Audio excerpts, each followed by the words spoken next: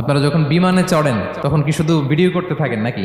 মেঘের ভিডিও, আকাশের ভিডিও, তখন তাকাবেন আকাশের দিকে। সুবহানাল্লাহ, কিভাবে আল্লাহ আকাশকে তৈরি করেছেন। আল্লাহ বলেন, এই প্রথম আকাশটাকে আমি তারা দিয়ে সুশোভিত করেছি, বিশাল বিশাল তারা। এই যে আমরা সূর্য দেখি, এটা একটা তারা, পৃথিবীর চেয়ে 13 লক্ষ গুণ বড় এই সূর্য। ওই সূর্যের চেয়ে কোটি গুণ বড় তারা আছে। এরকম লক্ষ কোটি কোটি তারা নিয়ে আমাদের Galaxy milky way, crore crore Galaxy নিয়ে আমাদের এই প্রথম আকাশের মহাশূন্য। তার মানে পুরো প্রথম আকাশটাকে যদি একটা মানচিত্র দেয়া হয়, ওইখানে মাইক্রোস্কোপ দিয়ে পৃথিবীকে খুঁজে পাওয়া যাবে না।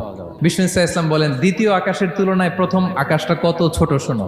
সাহারা মরুভূমির মধ্যে যদি তোমার হাতের আংটি ছুঁড়ে ফেলে দাও, পুরো মরুভূমির তুলনায় তোমার হাতের আংটি যত ছোট, আল্লাহর দ্বিতীয় আসমানের তুলনায় প্রথম আসমানটা ঠিক তত ছোট।